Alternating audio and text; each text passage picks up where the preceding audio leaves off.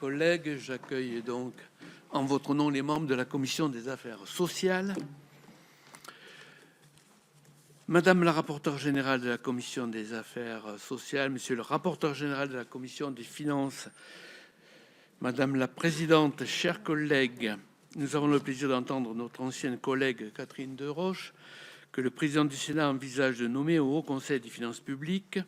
En effet, cette nomination ne peut avoir lieu qu'après une audition publique conjointe par la Commission des affaires sociales et la Commission des finances de l'Assemblée concernée, en application de l'article 1er de la loi 2020-1577 du 6 décembre 2021, portant diverses dispositions relatives au Haut Conseil des finances publiques et à l'information du Parlement sur les finances publiques. Cette audition fait bien sûr l'objet d'une captation vidéo et est retransmise sur le site internet du Sénat. Le Haut Conseil des finances publiques est un organisme indépendant, vous le savez, chargé d'apprécier le réalisme des prévisions macroéconomiques du gouvernement et de se prononcer sur la cohérence de la trajectoire budgétaire gouvernementale avec les objectifs pluriannuels de finances publiques et les engagements européens de la France. Ce Haut Conseil est composé de 11 membres, dont 2 sont nommés respectivement par le président du Sénat et par le président de la Commission des finances du Sénat. J'ai ainsi procédé à la nomination de Sandrine Duchesne en mars 2023. Le Haut Conseil est placé auprès de la Cour des comptes et présidé par le premier président de cette dernière. La semaine dernière, nous avons d'ailleurs entendu Pierre Moscovici venu nous présenter pour la dernière fois l'avis du Haut Conseil sur les projets de loi de finances et de financement de la sécurité sociale pour 2026.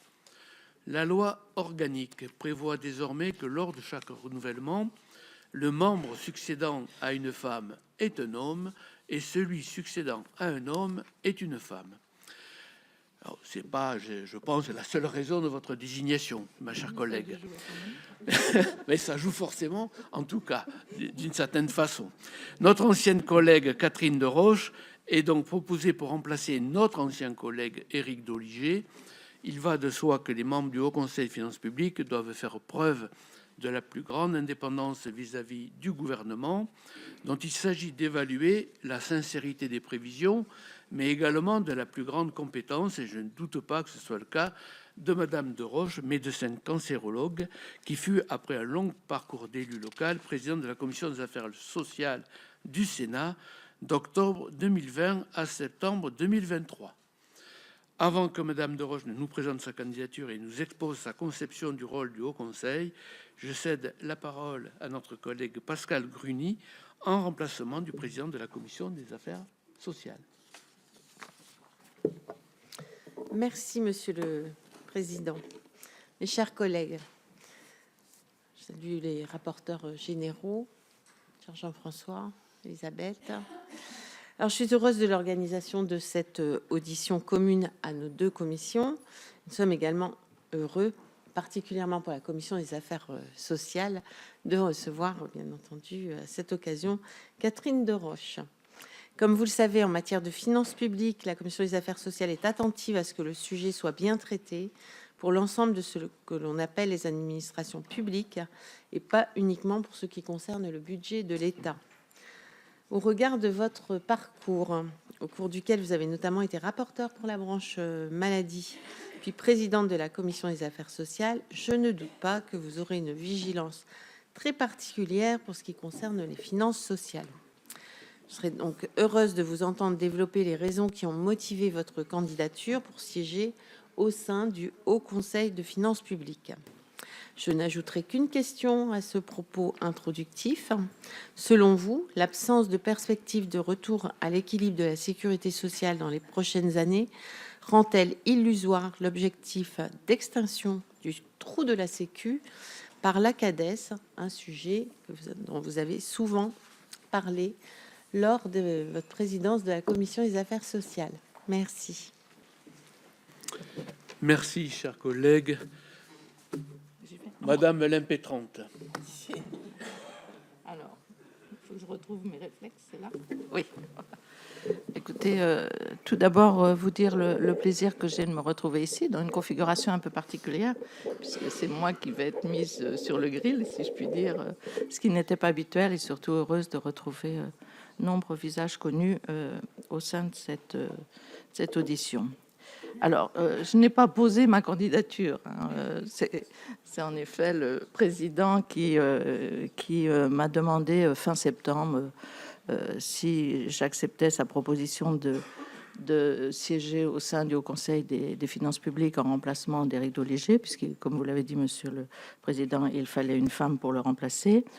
Je pense que s'il l'a fait, ça tient à mon expérience peut-être au sein de cette commission, au sein du Sénat déjà, puisque depuis que j'ai été sénatrice, j'ai toujours siégé au sein de la commission des affaires sociales. J'ai été en effet rapporteure de la branche maladie, puis présidente pendant 3 ans avant que je fasse le choix de ne pas renouveler mon mandat. J'avais effectué quelques rapports à connotation financière, un sur la fiscalité comportementale, un autre sur l'ONDAM, qui est un sujet important dont vous allez discuter prochainement, et puis un autre sur la branche AT-MP, et puis surtout, en effet, lors de la présidence de la commission, nous avions fait, sous la présidence de Bernard Jomier, un rapport sur la situation de l'hôpital, et on avait abordé bien évidemment le côté financier et la place de l'ONDAM. Et puis, il y a eu, j'allais dire, feu la réforme des retraites, puisque ça a été un des derniers textes que nous avons examiné sous ma présidence. Alors, c'est vrai que j'ai un profil qui est plus finance sociale que budget général. Je voulais vous dire comment j'aborde cette fonction. Je l'aborde d'abord avec intérêt. Je sors de ma thébaïde, mais dans cette thébaïde, j'étais toujours attentive à ce qui avait trait au débat politique. Et je pense que dans le contexte actuel, qui est un contexte difficile, un peu inédit, déjà l'examen de ce budget montre combien le contexte est particulier. Et puis, dans ce contexte d'instabilité politique, de crise financière, d'une situation de la France qui se dégrade au fil du temps, une dette colossale, des agences de notation qui sanctionnent. Je pense qu'il est intéressant, en effet, pour moi de participer à ce débat avec les limites que sont celles des missions du Haut Conseil. J'ai une volonté, c'est celle de consacrer mon énergie à cette mission, en le faisant bien sûr en toute indépendance et sans me soumettre à des instructions quelconques, mais cette notion d'indépendance est importante. Mais je pense aussi, je le fais avec humilité, parce que vous avez cité les membres du Haut Conseil. Bon, beaucoup sont des spécialistes et des grands techniciens des finances publiques, ce n'est pas mon cas. Mais je pense qu'il est important aussi au sein d'un tel conseil d'avoir un regard différent. Et je l'aborde avec mon regard de parlementaire, qui pendant des années, que ce soit au sein de la commission des affaires sociales, mais aussi au sein de la commission des finances, l'importance que nous accordions, vous l'avez dit vous-même lorsque vous avez auditionné le président Moscovici, l'importance que nous accordons aux avis du Haut Conseil, mais surtout une volonté d'avoir plus de transparence, plus de lisibilité. Et pour les finances sociales, je pense un regard un peu plus appuyé sur les finances sociales, ce qui est important. Je pense que ma connaissance du fonctionnement, elle est plus littéraire que pratique. C'est au fil du temps que je verrai je pense que ce sera rapide, mais le fonctionnement réel au Conseil et les évolutions qu'on peut lui apporter ou quelles sont ses limites. Mais actuellement, les réponses que je vais vous faire sur des questions éventuelles qui porteraient sur le fonctionnement sont celles d'un ressenti plus que d'une expérience, mais c'est ainsi que je l'aborde. Alors, vous m'avez parlé de la CADES, alors je réponds tout de suite sur la CADES peut-être. Donc, alors, sur la CADES, je vais essayer de retrouver ma fiche CADES.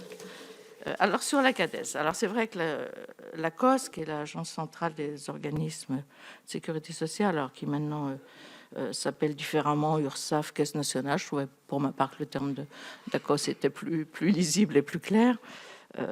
Il est vrai qu'il convient de ramener à l'équilibre structurelle, la sécurité sociale. Le gouvernement prévoit un retour à l'équilibre en 2029, d'après ce que j'ai lu. Est-ce que c'est réalisable? Est-ce que c'est atteignable? L'avenir le dira. Mais c'est vrai que sans retour à l'équilibre, la cause est déjà dans une situation problématique. On dit qu'elle est en zone à risque dès cette année à très court terme. Donc, il va falloir sans doute un nouveau transfert de dette à la CADES. Mais il faut aussi que la CADES amortisse son stock de dette actuelle. Et ensuite, on arrive à des durées d'amortissement qui seront très, très longues et qui peuvent mettre en péril l'existence même de la CADES et son principe. Pour élargir, pour augmenter le transfert, il faut bien sûr réviser l'ordonnance de 1996. Alors, il me semblait que la loi portée par Jean-Marie Wallenberg en 2021 proposait une saisine de la CAS en cas de dépassement du plafond d'endettement à court terme des organismes autorisés à recourir à ce type de financement. Et au premier chef, l'URSSAF, Caisse nationale. Je ne sais si vous avez été alerté. Non, a priori, non. Bon. Donc, est-ce que les décrets sont parus au moins? Parce que si vous n'avez... Donc voilà ma première réponse sur mes motivations et sur la CADES. Merci, Madame de Roche.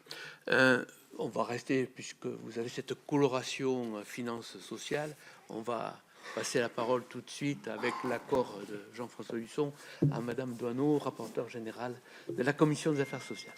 Merci, Monsieur le Président, Madame la Présidente. Madame la Présidente, ça reste pour moi un peu le titre que je préfère pour Catherine Deroche. Et donc, j'ai quelques questions à vous poser en relation évidemment avec les finances sociales. Vous avez rappelé le travail de Jean-Marie Wallenberg. Rappelons-nous aussi tout le travail qui a été fait au niveau de la loi organique, qui prévoit dans son article 61 que les membres nommés par les présidents des assemblées le sont en raison de leurs compétences dans le domaine des prévisions macroéconomiques et des finances publiques. Alors, vos compétences, vous les avez rappelées, Madame la Présidente, et on peut en témoigner, en tout cas pour ceux qui étaient à la Commission des affaires sociales. Et donc, elles sont en fait unanimement reconnues. Mais pouvez-vous nous indiquer ce que sont vos points forts? C'est pas facile toujours de faire une introspection, mais dites-nous quels sont vos points forts, en l'occurrence en tant qu'ancienne parlementaire, mais surtout en tant qu'ancienne présidente de la Commission des affaires sociales. Je pense que c'est intéressant parce que c'est une plus-value par rapport peut-être aux membres actuels du Haut Conseil. Voilà. Et puis, estimez-vous que le Haut Conseil devrait améliorer sa manière d'aborder les finances sociales? Et si oui, comment? Moi, je pense qu'effectivement, on en parle, oui, parce qu'on reçoit le président du Haut Conseil, mais bon, voilà, c'est toujours un petit peu derrière l'ensemble des finances publiques. Alors, ma deuxième question, c'est sur les lois de programmation des finances publiques, justement, qui sont dépassées, à peine votées en réalité. Il n'existe de fait pas de programmation des finances sociales. On en a souvent eu d'ailleurs le débat avec Jean-François Husson. En particulier, contrairement aux anciens programmes de stabilité, ce qu'on appelle désormais le PSMT, c'est-à-dire le plan budgétaire et structurel à moyen terme, ne comprend pas de programmation dans le cas des administrations de sécurité sociale, vous l'avez dit, au niveau des assos. Et les tableaux pluriannuels annexés au LFSS ne sont que des prévisions à droit constant et en supposant que l'ONDAM soit respecté. Or, vous savez tous que l'ONDAM est rarement respecté et que cet été, le comité d'alerte a posé les éléments concernant ce dépassement. Faut-il, selon vous, se doter d'une programmation explicite? On parle souvent de pluriannualité, mais faut-il s'en doter, à votre avis, pour la sécurité sociale ou pour les administrations de sécurité sociale dans leur ensemble? Si oui, quel vous semblerait en être le bon véhicule? Et ma dernière question, c'est en fait une question, certes, d'appréciation sur l'état des finances françaises, mais on assiste depuis plusieurs années à une réelle déconnexion en fait croissante, d'une part, entre la tentation des gouvernements d'adopter des hypothèses optimistes et du fait de la dégradation, bien sûr, de la situation des finances publiques, et d'autre part, les avis du Haut Conseil, forcément très critiques. Et même le Sénat est très critique. Souvent, on le dit, les conditions que vous posez sont trop optimistes. Et en fait, on voit bien que quand on regarde les résultats, c'est exactement ce qui s'est passé. C'est que c'était fondé sur des points optimistes. Donc, faut-il, selon vous, renforcer les prérogatives du Haut Conseil, par exemple, en lui faisant fixer directement les hypothèses de croissance? Merci. Madame de Roche. Merci, merci Madame la rapporteure générale. Alors, mes points forts, c'est toujours compliqué de les exprimer. Je pense que mon point fort, ce sera en effet d'apporter ce regard de parlementaire qui a, au fil des années, examiné les budgets, en l'occurrence les PLFSS, et de le faire en expliquant tous les travers que l'on a vus, les difficultés d'analyse, le manque de transparence, le manque de clarté. Vous avez évoqué aussi des prévisions parfois optimistes des gouvernements, même s'il semble que l'année pour 2025, ça se soit légèrement amélioré.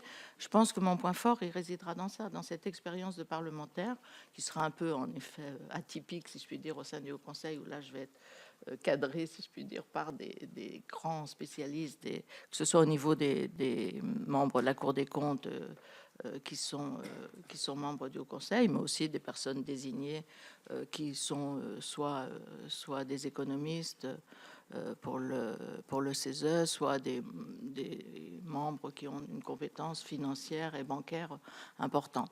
Je pense que c'est peut-être pour ça que le président Larcher avait à la fois proposé Éric Doligé en 2020 et qu'il me propose maintenant. Je n'oublierai pas, alors même si je ne suis pas la porte-parole du Sénat dans cette instance, mais je pense que mon expérience est le point fort que je voudrais mettre en avant. Est-ce qu'il faut améliorer la manière d'aborder les finances sociales? Bien évidemment, on le dit à chaque fois. On le voit d'ailleurs dans l'audition du président Moscovici de la semaine dernière. La part accordée à un regard sur les finances sociales, c'est la portion congrue. Il y a un petit mot sur l'Ondam. Au-delà, ça ne va pas beaucoup plus loin. Il n'y a pas de... Pardon? Plus petit que l'Ondam. Je pense qu'en effet, ce sont deux budgets différents, mais il ne faut pas négliger ce qu'est le budget social, les finances sociales, dans la mesure où ça représente quand même des sommes importantes et qui, si on veut maintenir notre modèle social, même en le faisant évoluer, à mon sens, il faut en effet qu'il y ait plus d'explications peut-être du Haut Conseil sur ce sujet-là. C'est quelque chose que je porterai. On voit qu'il n'y a pas eu d'audition, par exemple, du président du Haut Conseil. C'est une audition qui n'a concerné que les finances, qui sont certes importantes et qui sont au premier chef dans l'examen de la loi de finances. Mais je pense qu'en effet, il va falloir développer ce qu'est le regard sur les finances sociales. Alors, il n'y a pas de programmation des finances sociales, vous l'avez dit.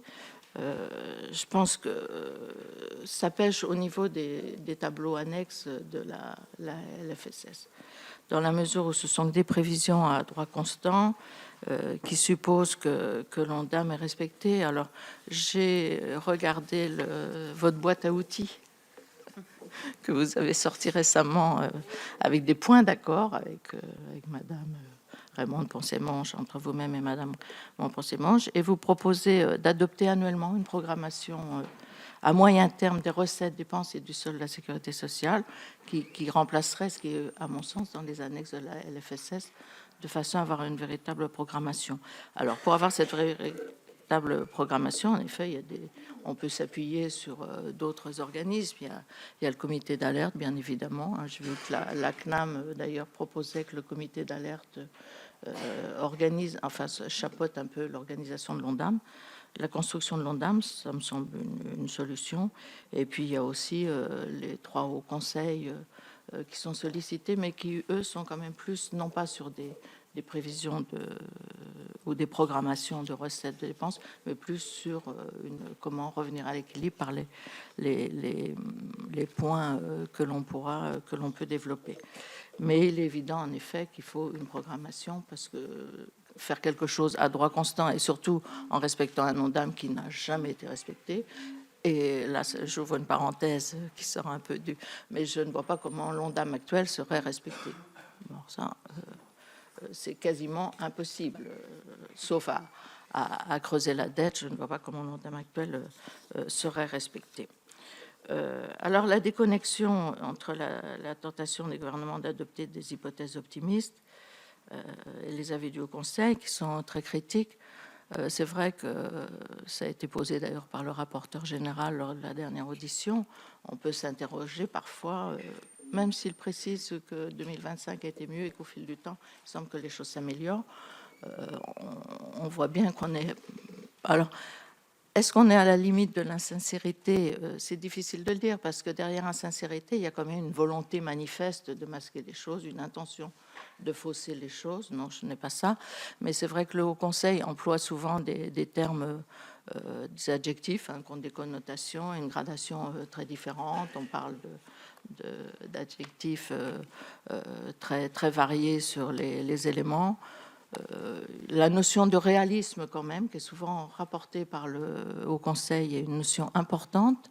Elle n'est pas loin de la sincérité, mais elle n'a quand même pas cette notion d'intention de tromper. Je pense qu'il faut, en revanche, que les gouvernements s'astreignent à regarder les avis du Haut Conseil et à les corriger la trajectoire très rapidement et ne pas attendre la fin des lois de finances ou des lois de finances rectificatives ou plusieurs mois après. Je pense qu'il doit y avoir un dialogue plus fort entre le gouvernement et le Haut Conseil.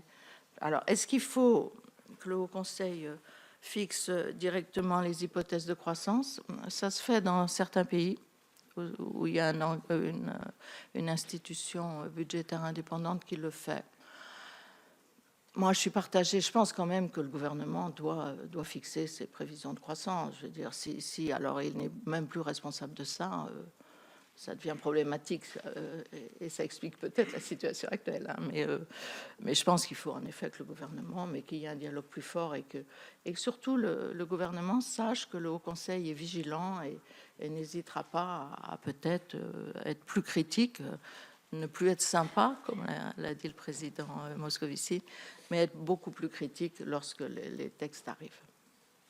Sur les finances sociales, bon, là j'ai vu qu'il y aurait sur les retraites une lettre rectificative qui a été soumise au Conseil d'État.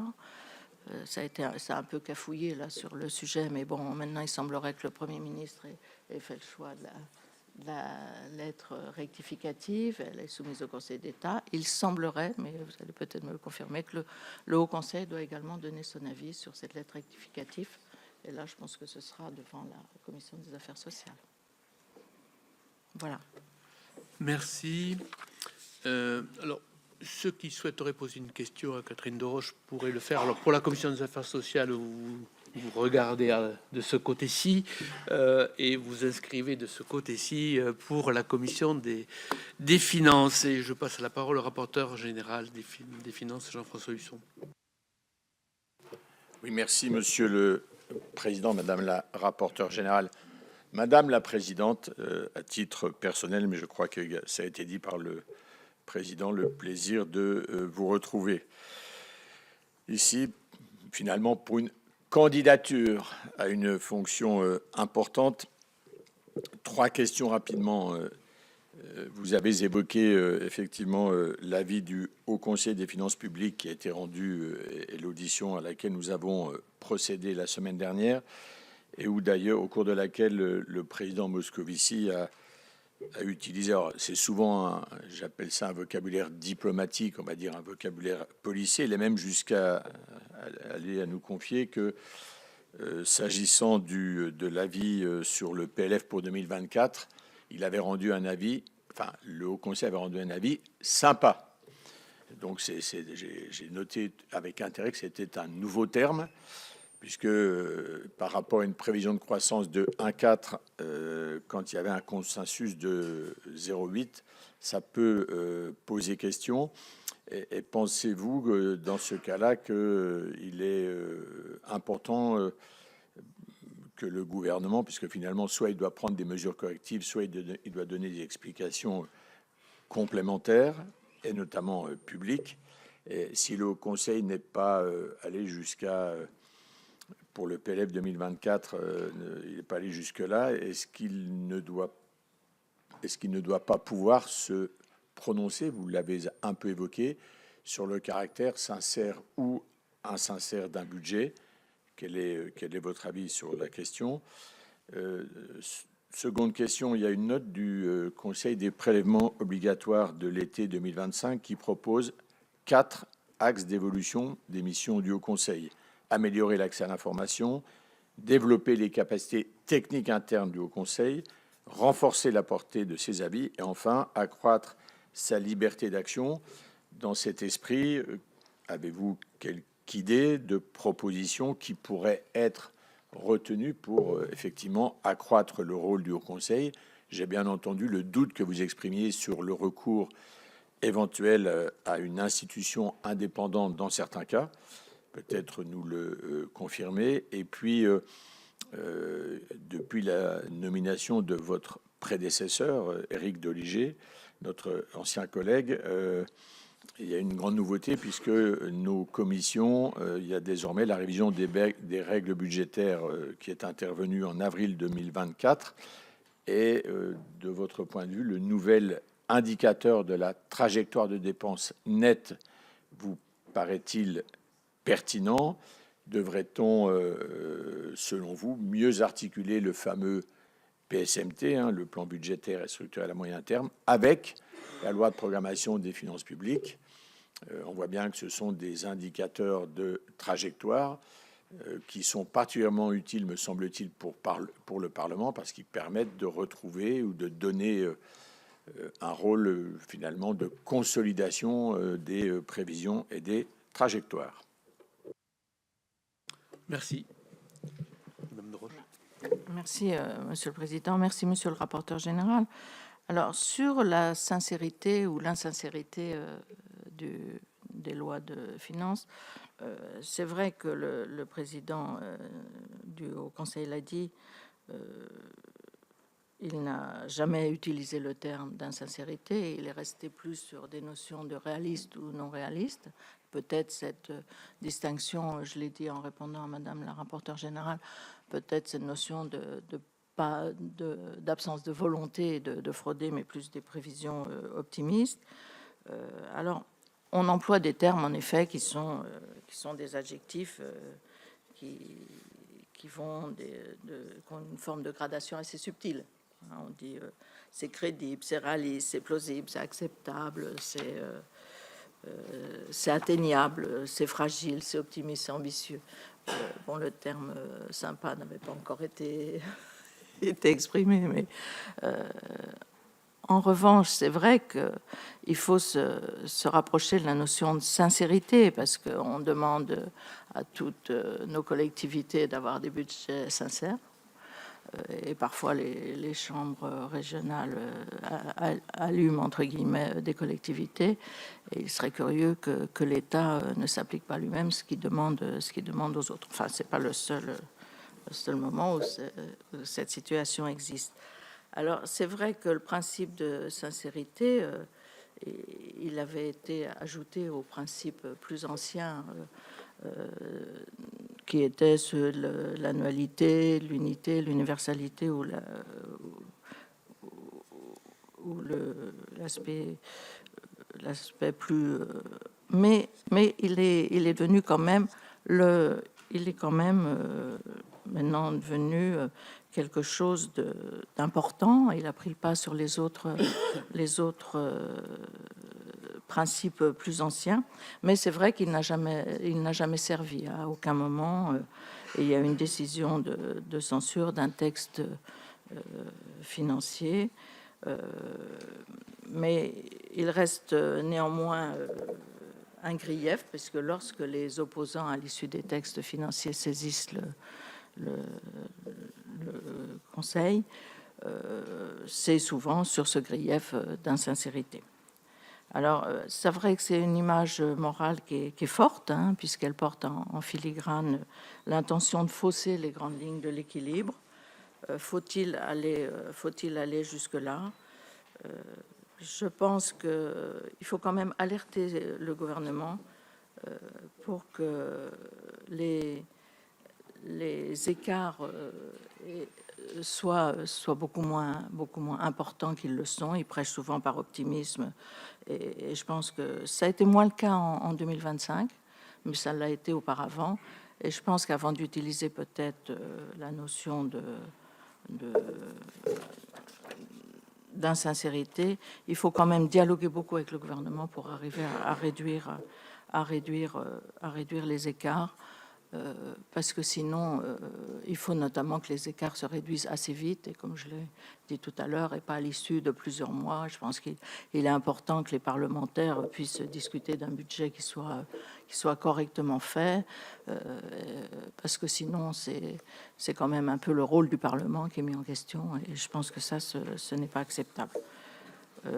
Alors, sur l'évolution des missions et ce qu'a prévu ce qui a été prévu, je pense qu'on peut avoir une évolution des missions. C'est d'ailleurs ce qu'a demandé le président Moscovici lorsqu'il avait été auditionné en avril 2025. C'était un rôle accru dans l'élaboration des prévisions, un accès à l'information développée, des délais plus raisonnables, un pouvoir d'autosaisine et une compétence d'analyse de la soutenabilité de la dette. Alors, est-ce qu'il faut redimensionner au Conseil faire appel à un organisme extérieur?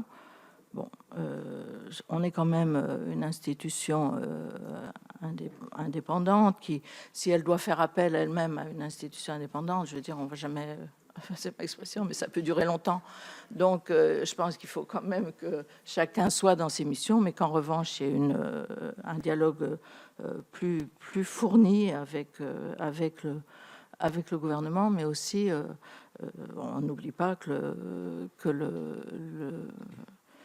le Haut Conseil a des avis qui sont faits aussi par des auditions extérieures. Donc, il n'y a pas simplement, c'est pas un travail entre soi.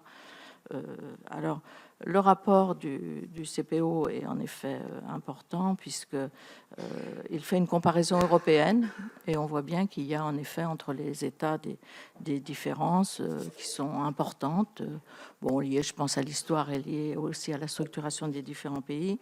Sur les propositions d'un accès à l'information, je pense qu'en effet, il faut jouer sur les délais entre le moment où on reçoit où le Haut Conseil reçoit les éléments, et le moment où il doit rendre son rapport est très court. C'est particulièrement vrai cette année, et je pense qu'en effet il faut jouer sur les délais. Il faut augmenter la capacité propre, en effet, pour les potentiels d'analyse. Ça me semble important aussi. Que le Haut Conseil soit un vecteur d'influence sur les prévisions, cela aussi, ça me semble important. Il faut forcer le gouvernement à justifier l'écart et le faire dès les documents budgétaires. Je pense que ça doit être fait. Alors, il y a des pays, en effet, où c'est l'Institut qui fixe les prévisions. Mais où est la responsabilité du gouvernement? Je pense que le gouvernement doit être responsable, en effet, des éléments qu'il donne, mais il faut que les choses se fassent, non pas dans la précipitation, et répondre, parce que, en fait, le Haut Conseil répond à la sollicitation du gouvernement, mais aussi il doit anticiper quelles seraient les sollicitations éventuellement des parlementaires. Sur la liberté d'action, je pense qu'en effet, il n'y a pas de...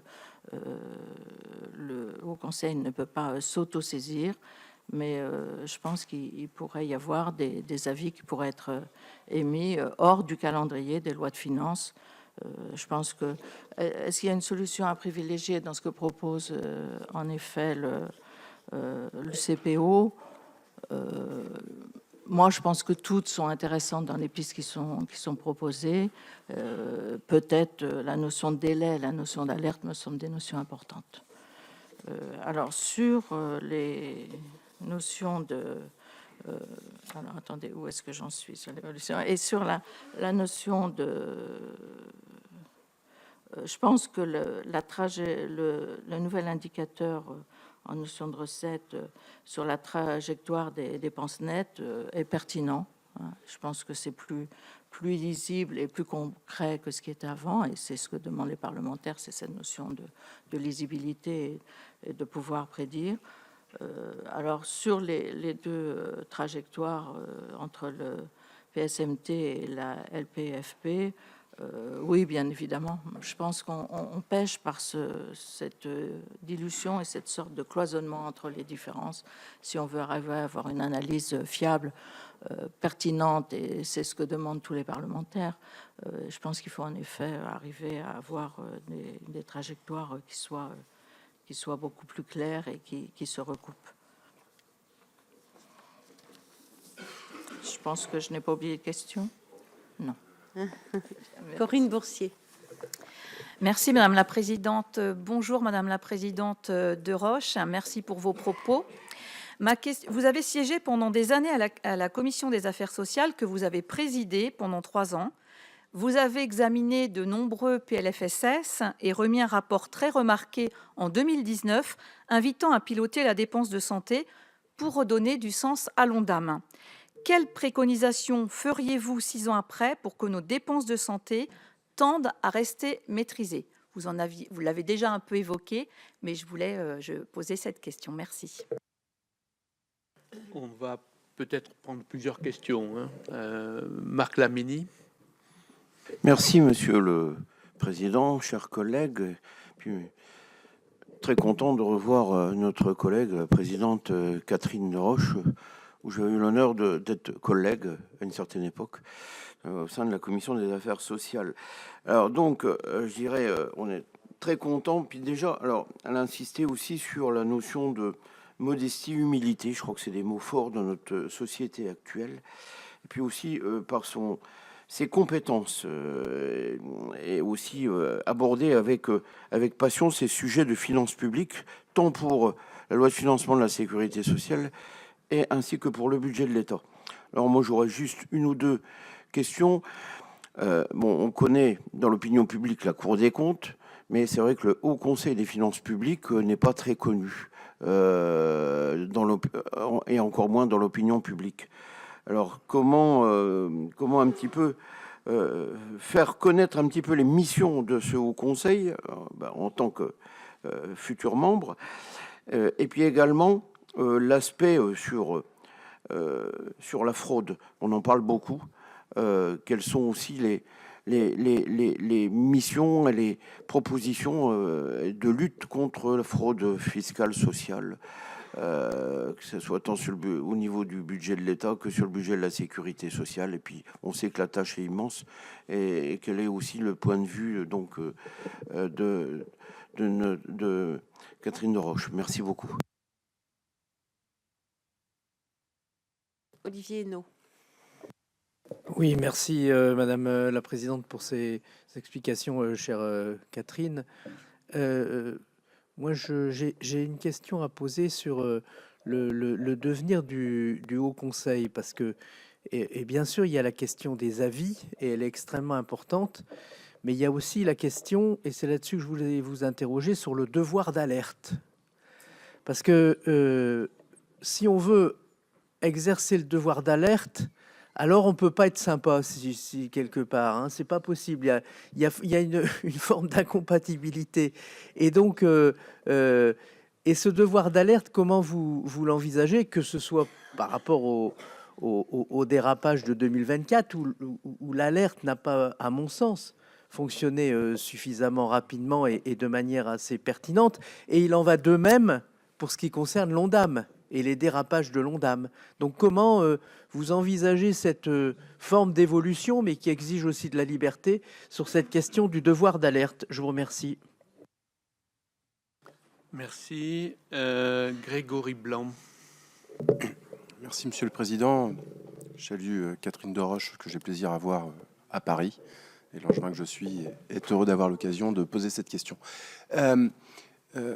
On a parlé à plusieurs reprises et dans différentes interventions de la nécessité de finalement de repositionner le HCFP, qui est une institution, en tout cas un organisme jeune, créé par le législateur en 2012 seulement, donc c'est effectivement très jeune, et on voit bien que les uns et les autres, nous cherchons effectivement à mieux resituer pour améliorer la procédure budgétaire, pour avoir des débats éclairés, et débats qui ont sans doute été éclairés, mais dont le niveau était peut-être un peu hors sol, parce qu'il est à conduire au niveau de la prévision. J'ai entendu votre réponse effectivement sur la nécessité de laisser au gouvernement sa responsabilité en matière de prévision.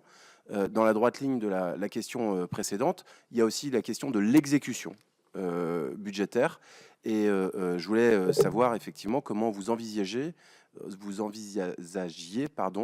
le positionnement du HFP sur l'exécution budgétaire et une rénovation au niveau de la procédure de ce point de vue-là. Et puis deuxième question, le HFP aujourd'hui intervient beaucoup de manière macroéconomique pour apporter un regard macroéconomique. À travers votre nomination, on peut envisager le fait qu'il y ait une volonté peut-être de rentrer davantage dans le détail. Aujourd'hui, le HFP ne se prononce peu, voire pas du tout, sur les crédits budgétaires par ministère. Je voulais savoir quel était votre regard là-dessus. Et puis peut-être une dernière question, Marie-Claire Carrère-Gé.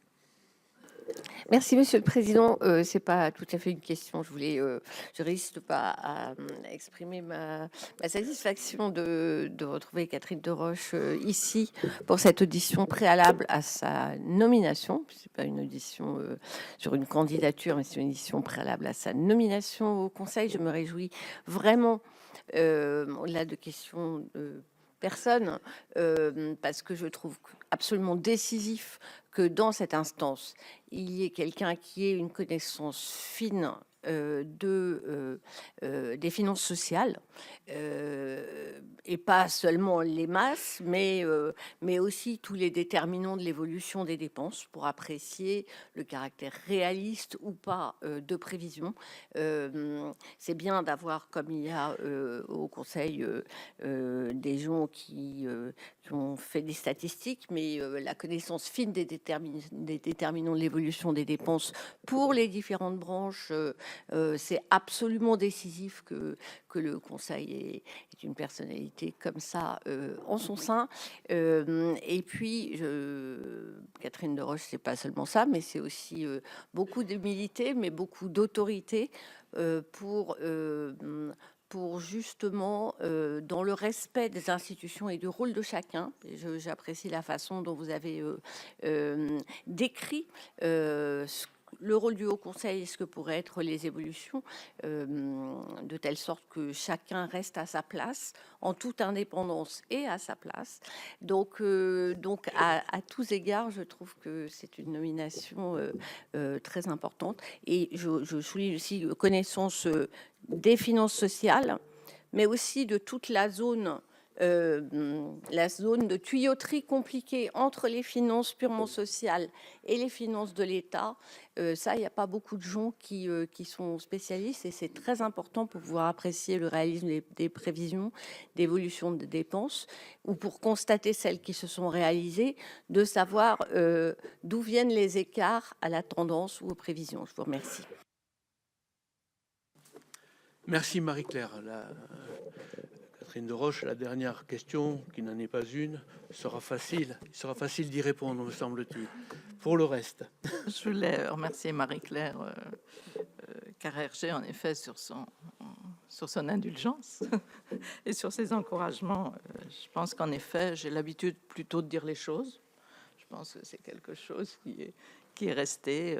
J'ai une liberté de parole. On est en effet un conseil où on est indépendant, on ne subit pas d'instructions. J'aime pas bien en général avoir des instructions, donc c'est mon caractère où je pense qu'il faut cette liberté.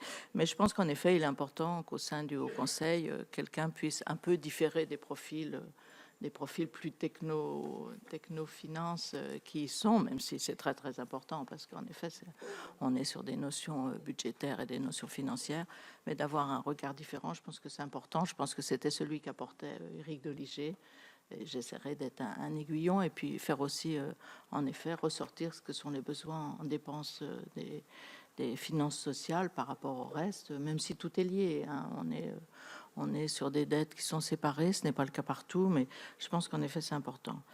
Alors, sur l'Ondam, on avait fait un rapport avec René-Paul Savary, je crois que c'était en 2019-2020, pour redonner du sens à l'Ondam dans son pilotage. Je pense qu'en regardant le rapport, je me rends compte qu'il n'a pas beaucoup vieilli, hein, et que peu de choses finalement ont été faites sur l'Ondam, sur la construction de l'Ondam. Lorsqu'on avait fait le rapport sur les finances, enfin sur l'hôpital et notamment les situations financières et budgétaires des hôpitaux, on avait vu en effet combien respecter des Ondam trop faibles, comme c'était chaque année mis dans les lois de finances, était impossible et difficile. On voit bien que l'évolution tendancielle de l'Ondam, elle est bien supérieure à 1,5. Elle est de 4, elle tourne autour de 4. Alors on peut, par en effet des mesures, on verra, vous allez examiner le PLFSS, vous verrez ce que le ministre propose à ce sujet. On n'est pas obligé de laisser filer l'Ondam non plus, parce que ce serait insoutenable et il faut bien avoir une rigueur budgétaire. Mais il faut le faire aussi en étant raisonnable, il ne faut pas se leurrer. Après, ce sont des priorités. Hein, si on cale l'Ondam sur les besoins de santé, on peut discuter, là c'est un choix vraiment politique, quels sont les besoins de santé réels, ceux qui doivent être financés par l'assurance maladie, ceux qui en effet pourraient être sortis de l'Ondam. Mais il faut aussi savoir que ce n'est pas en réduisant de façon drastique un Ondam qu'on changera les choses, parce que de toute façon il n'est jamais respecté. Donc je pense que là, il faut vraiment et il faut avoir une construction de l'Ondam qui soit différente de celle qu'elle était. C'est toujours la difficulté de l'équilibre entre, en effet, le besoin médical et puis aussi la forme de stabilité ou du moins de rigueur financière. Il faut trouver le bon équilibre. La situation actuelle n'est pas confortable et elle devrait évoluer. Je pense qu'il y a eu notre rapport était en ce sens. Il y a eu d'autres réflexions qui ont été faites au sein de votre boîte à outils, vous en parlez d'ailleurs, hein, de cela, je pense qu'il faut le faire. Sur mieux faire connaître les compétences, pour répondre à Marc Lamini, mieux faire connaître les compétences, mieux faire connaître le Haut Conseil, je pense que, bon, il y a une sorte de vulgarisation possible, mais on est quand même dans les limites de ce qui est entendable. Vous voyez, c'est déjà les avis de la Cour des comptes sont quand même plus entendus parce qu'ils portent sur des sujets qui sont souvent plus à la portée du citoyen lambda ou des élus. Sur le Haut Conseil des finances publiques, il y a des missions qui sont très très encadrées. Ça reste quand même très technique. Mais je pense qu'il faut en revanche que le Haut Conseil soit vraiment perçu comme une alerte. Hein. Olivier Non l'a dit, ça répond à sa question. Je pense qu'en effet, d'ailleurs, le président Moscovici l'avait demandé à ce qu'on puisse s'autosaisir pour donner des alertes. Il n'est pas possible d'entendre le Haut Conseil, de recevoir d'abord dans les délais impartis qui sont extrêmement courts, de donner un avis, et puis après, vogue la galère, si je puis dire. Non, il faut en effet que le Haut Conseil puisse avoir une fonction d'alerte, parce que de toute façon, le boomerang, il revient. Il revient toujours à un moment. Donc, laisser traîner les choses, ça n'a pas d'intérêt. Je pense qu'en plus, c'est pas satisfaisant pour les parlementaires d'avoir un avis qui est souvent pertinent, même s'il est parfois plus sympa ou moins critique qu'il devrait l'être. Il est quand même critique très souvent. Et de voir le gouvernement un peu qui s'assoit dessus, je pense qu'en effet, ce n'est pas du tout confortable. Il faut revenir à des relations beaucoup plus fortes et surtout, en effet, qui puissent jouer un rôle d'alerte. Alors, les questions de Grégory Blanc, c'était, je me souviens plus bien, l'exécution budgétaire, c'est ça. Je pense que le Haut Conseil doit en effet, il revient quand même. Hein, le Haut Conseil est venu là pour les lois de finances, et, un peu le budget de la sécurité sociale, mais beaucoup moins, mais surtout sur les lois de finances. Mais il revient quand même en milieu d'année, vers le mois d'avril, pour expliquer où en sont les comptes sociaux. Et il y a des certifications des comptes sociaux, enfin des comptes qui ne sont pas faites. Je sais que souvent ça s'est un peu amélioré, mais c'est impensable que on ne puisse pas certifier les comptes sociaux, parce que sinon c'est, je veux dire, ça explique des situations qui sont intenables. Donc je pense qu'il faut revenir en effet à quelque chose de cohérent. Il y a eu moins de critiques, c'était plus moins de critiques. La situation s'est légèrement améliorée l'année dernière, mais je pense qu'il faut être très très vigilant sur ce point-là. J'ai dû oublier une autre question de Grégory Blanc. Non? Pardon? Les crédits ministériels. Comment le Conseil, le HFP, est-il capable, selon vous, d'avoir un regard qui ne soit pas uniquement macroéconomique, Oui, qui ça, soit ça plus fait partie étayé et plus précis? des missions. Hein. Les missions, elles sont cadrées par la loi. Si on veut faire évoluer, et je pense que c'était une demande du président Moscovici, faire évoluer un peu les missions et les compétences du Haut Conseil, il faut en effet l'élargir. Mais actuellement, je pense que le Haut Conseil reste dans le cadre qui lui a été fixé. Ce qui est aussi logique, parce que si les hauts conseils sortent des cadres qui leur sont fixés, ça devient aussi compliqué ou marche sur les plates-bandes d'autres conseils. Mais je pense qu'en effet, il y a une évolution nécessaire du haut conseil en ce sens. Vous avez répondu à tout? Je pense. D'accord. Vous remercier surtout de votre écoute et de votre indulgence. Merci, chère Catherine Deroche. Nous allons conclure donc avec ma collègue Pascale Gruny. Très heureux d'avoir fait ensemble cette audition, de vous avoir revu dans nos murs et vous souhaiter à la fois réussite dans vos fonctions et réussite pour vous-même, mais pour nous tous, si je puis dire. Merci beaucoup. La séance est suspendue. Merci. Nous reprenons pour la commission des finances à 10h, toujours au même endroit.